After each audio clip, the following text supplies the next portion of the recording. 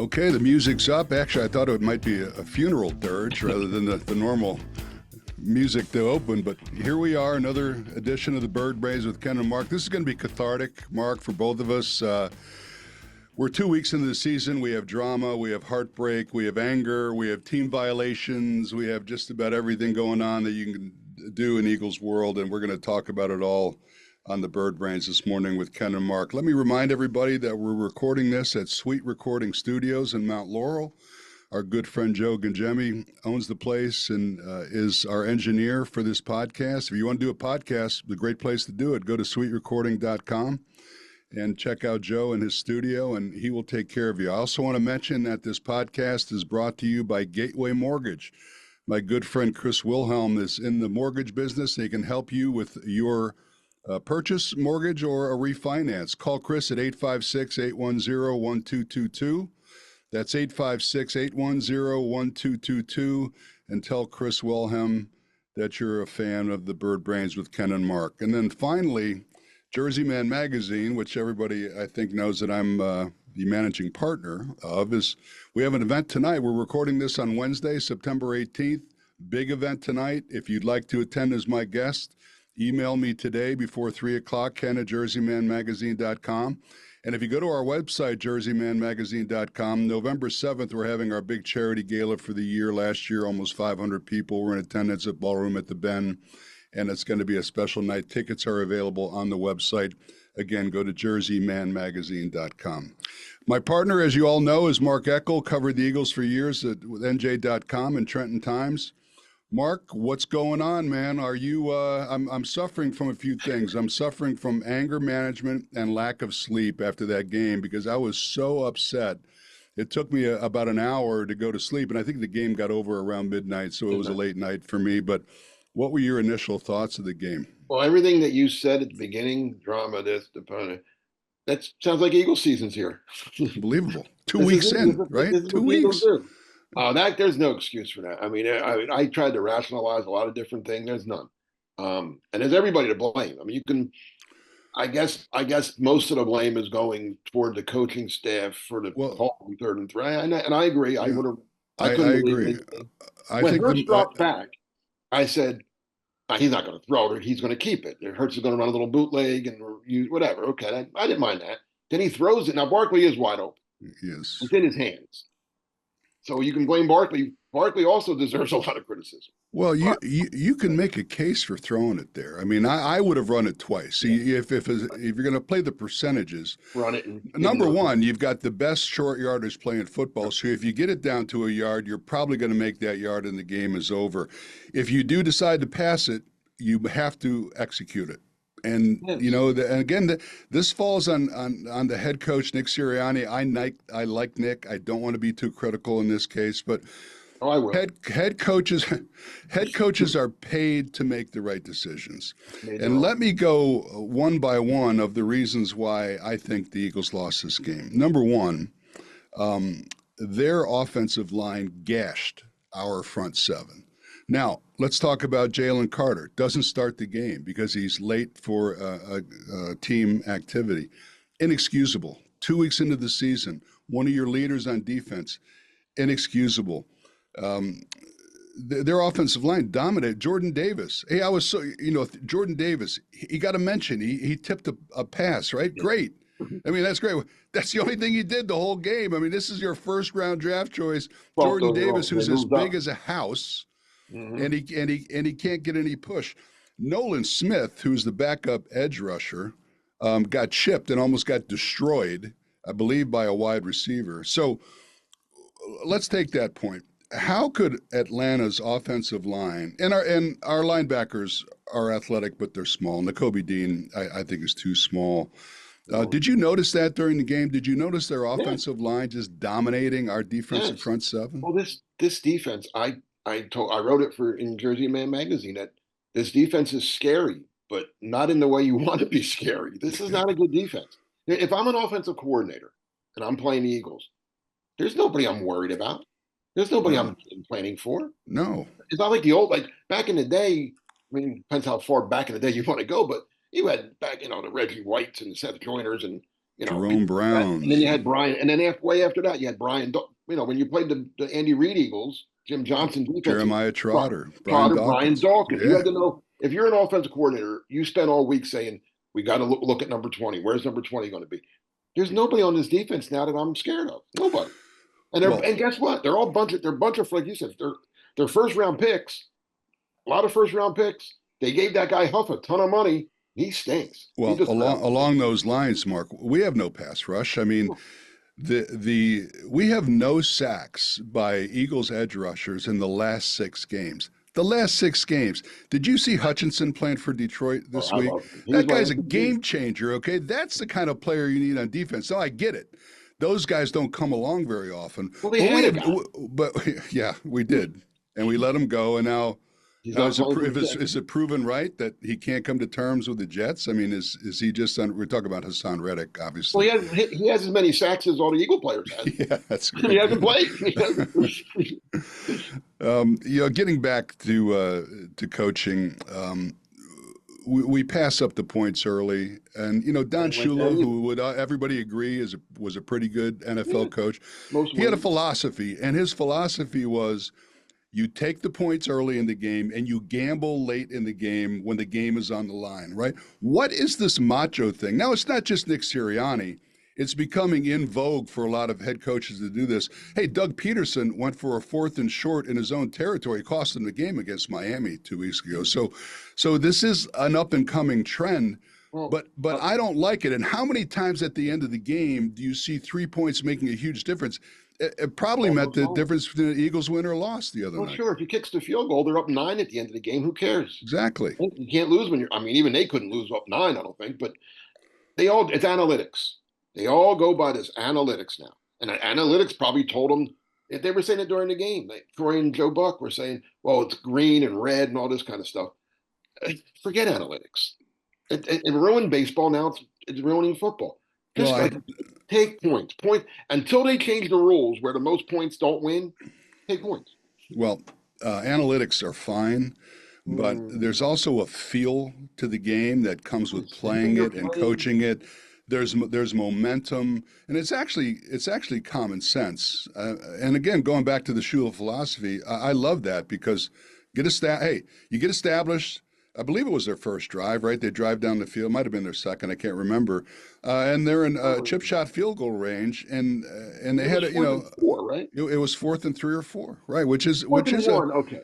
4th and 1. Well, 4th and 1, you're going to get it because you're going to run a tush push. Right. 87% they get. So yes, that's an analytic I would look at and say, yeah, if I'm successful 87% of the time doing something, yeah, I should probably do it. But 4th and 4, there's no automatic, and obviously it wasn't because they threw an incomplete pass and Atlanta took over and they got no points. But I'll tell you this. Go ahead. Let me just say this first. Almost 99 times out of 100, if you say to me, I don't care who I'm playing, if you tell me before the game, I'm going to give you a 6-point lead with 1:38 to go, and the other team's out of timeouts, I'm going to take that. I'll sign up for that every week. All day long. And you got Kirk. Now listen, I've been very critical of Kirk Cousins through his career. I think he's never lived up to the money that he's made. I mean, people rip Dak Prescott for playoff failure. Kirk has no playoff success. He can't move. He wasn't very mobile prior to him tearing his Achilles last year. Mm-hmm. Now he's playing on one leg. How do you not send guys after? How do you not blitz? How do you not get pressure on him on that last drive? That's the Vic Fangio philosophy. On top of not getting pressure. So you have 8 guys in coverage. You have 8 guys in coverage. How are the Falcons receivers getting so open? Well, wait a minute. Let's talk about that. On the last drive, Darius Slay gets torched on that touchdown pass. Absolutely torched. He got schooled. Quinyon Mitchell loses the receiver, the big gainer down the left side. He loses him. Nagobi Dean can't cover. He got beat on the first pass play of that drive. I'd say it's just, to me, if you're going to play, Fangio's got a decision to make. If you're going to play the soft shell cover 2, you better be able to find a way to get your front 4 to get heat on the quarterback, or you better get some people in there that can cover better than the ones that they have now. And you're kind of stuck with your roster. There's not too many game-changing players that come available midway through the season. But this is going to be a real problem for the Eagles that they're going to have to address, because I don't see a solution on this roster right now. I mean, are there guys not playing that might be better than the guys that are playing? I don't know. I'll tell you the one guy that I like on this team. I like him a lot. Is Milt Williams. Milt Williams is the best defensive lineman by far. By far. The least known name and the best defensive lineman. The lowest draft pick of them all. Right. And he's the best. He's the only guy that showed up against Tampa Bay last year. The only one. He was the only one that I saw playing hard, making plays, that seemed to care. The rest of them didn't even want to be there. Yeah, I think Brandon Graham still gives effort. He doesn't have much left in the tank, but he's out there trying. I think he would. Now, this is just me saying this. I think he would have, if Kelsey and Cox didn't retire this year, I think Graham would have. Is that right? I don't think Graham would have. What, for the send-off? Yeah. I don't know. How much is he's got to be making $5 or $6 million this year. That's another reason. Yeah. That's a nice send-off, $5 or $6 million. I just think he didn't want everybody. When he heard those guys were retiring, and I was playing. I don't want everybody. He didn't want the team to lose all three leaders in one year. He's Brandon Graham's a wonderful person. Let me say that. Oh, I love him. He's one of the few guys that I still know from when I covered him. I remember his draft. That's all, But well, I think, what is he, in his 14th or 15th year, right? Yeah, that's amazing. I mean, he's a part-time player now, let's be honest, right? That's all he is. Well, since we're talking defense, the Eagles' leading tackler was Reed Blankenship, which tells you all you need to know. When your safety is the leading tackler with 10 tackles, that's a problem.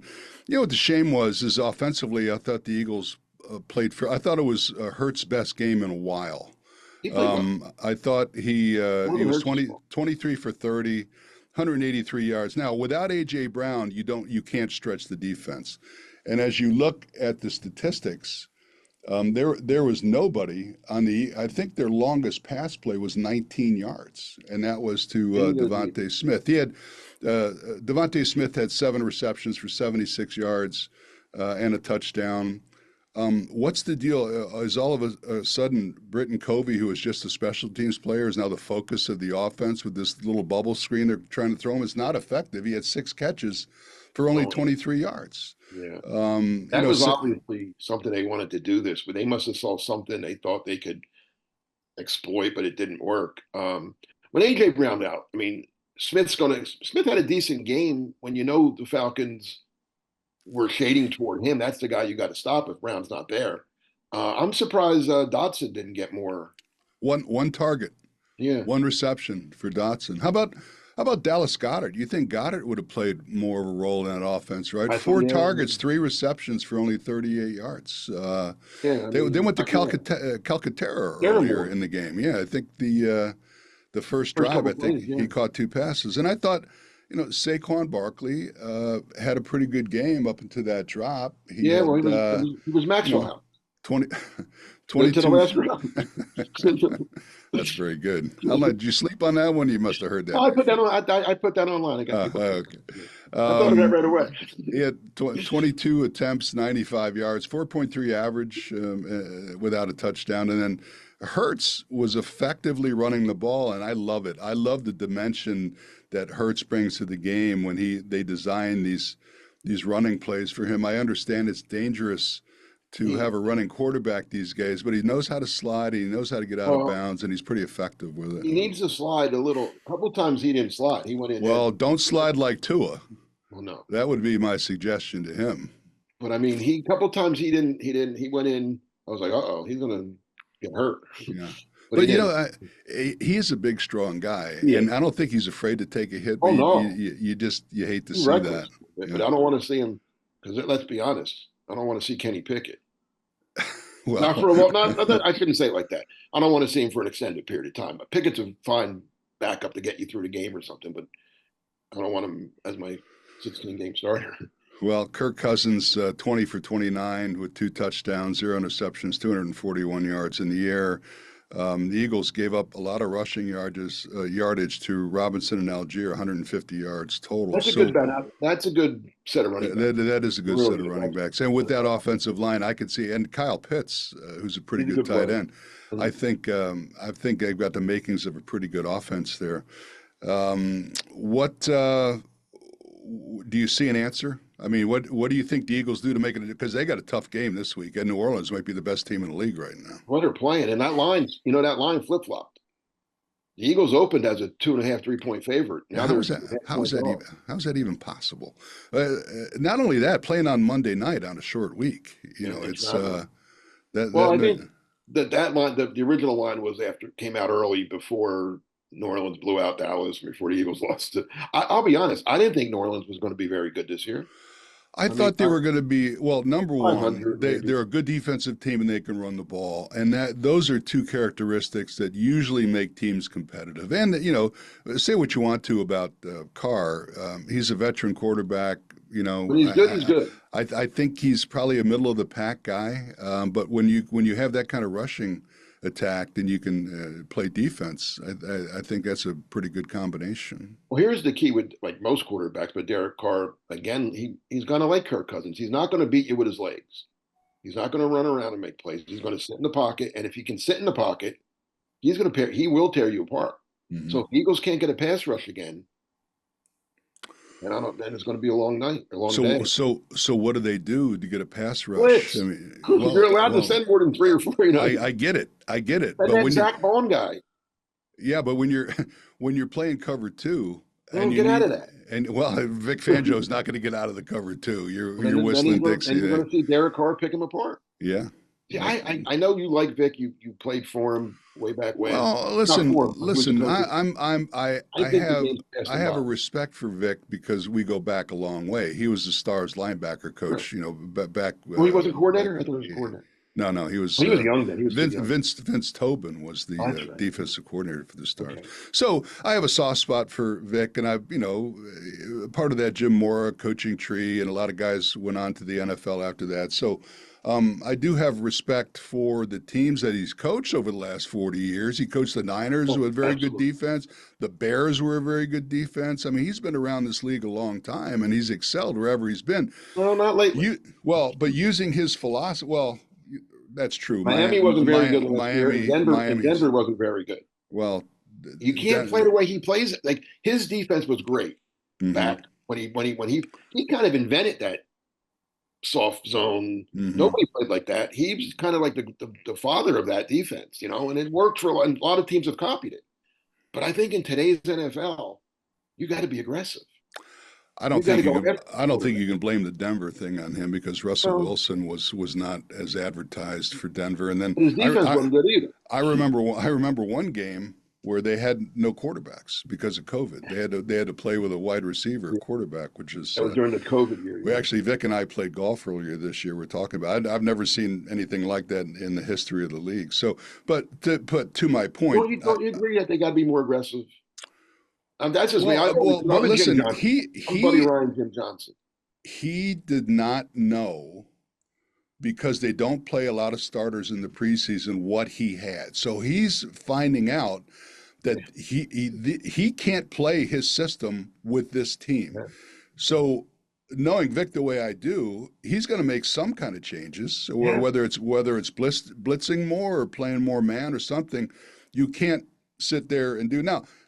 Atlanta didn't exactly torch the Eagles. They scored 22 points. But I'm saying that there's just not enough with the defensive front, the inability to rush the passer, the lack of coverage in the back end. I don't think there's enough there to play the style that Vic wants to play. That's really the point I'm making. Right. If you're going to play that defense, like you said, you have to have the people to play that defense. But again, I said this when they hired Fangio. Everybody made a big deal. And I'm like, Eagle fans aren't going to like this. And you don't listen to the fans. But Eagle fans, John Gannon got criticized for not blitzing enough, for not being aggressive enough. Fangio makes Gannon look like Buddy Ryan. You think they'll be more upset with Fangio or with Sirianni? Because right now Sirianni's taking a bit. I know somebody told me this. I didn't see it, so I hate to mention it, but maybe you saw it. Okay. Did Sirianni actually blame the play call, the pass play that Barkley dropped on Kellen Moore? He didn't blame him. He was asked. Actually, he took the bullet in a sense. He was asked, because I get the transcripts. He was asked. The question was, who made that call on third and whatever? And he said, Kellen made the call. Kellen called all the plays tonight. He Right. said, and he quickly added, but I'm the head coach. Okay. So it falls on me. So he actually said to whoever asked it, so don't go there. Okay. Well, I can accept that. I didn't No, that want was the to. one thing that he did. He didn't pass the buck. But he was honest for once. He was asked. He said Kellen Moore called the play. So, Moore is calling the plays. But again, you're the head coach. I think if Moore calls that play, you say, overrule it. no, we Yeah, don't of course. time out. Of course. Yeah. We're not throwing there. We're running the ball. Hand the ball to Barkley. Here's another thing too that I don't know if everybody knows this. The Giants writers couldn't wait to put this out there. Jordan Renan, who's a good friend of mine. He covered the Eagles for a lot of years before moving up to New York, covered the Giants for ESPN. I think he was the first one to put it out there. Saquon Barkley, as good as he is, has more dropped passes than any running back in the NFL over the last 3 years. Is that right? 17. Well, his reputation is such a good receiver. I think he's caught like 130 over the last. 17. Well, at least they like him enough to throw him the ball. That's half the battle. May want to hand it to him next time. So I think the biggest problem other than the defensive inadequacies that we talked about, losing A.J. Brown, who's going to be out for a few more weeks, it looks like, that really is a huge one because we have nobody that the defense is going to respect enough to stretch. But he doesn't stretch the defense like A.J. Brown does. He's more of a slot middle receiver guy. So, going into this, Dotson's got to be the guy, right? Isn't he supposed to be? Well, where is he? Where is he? You would think in that game that was a prime opportunity. He started one target, one reception for 6 yards, and this is a former first-round draft choice. Yeah. So the guy's got a resume. It's very strange. And here's the thing too. Like you mentioned Covey earlier just now about he got a lot of targets, like you said, but isn't he known? I mean, he's a return guy. He's a good return guy. Yeah, that's all he was last year. He was an emergency receiver. But shouldn't you send him? Can he stretch? I mean, like you said, why were they throwing him 3-yard passes? You would think so. You would think a burner on the outside. Hey, listen, sometimes when you show that, the defense has to respect it. And that backs, even though it's not successful, they said, hey, wait, this guy's got speed. They're going to run him long. We got to back off of our defensive philosophy. So, again, these guys not playing in the preseason, I think this is a feeling out stage for the team. I do think this is a really tough matchup for the Eagles this week without Brown.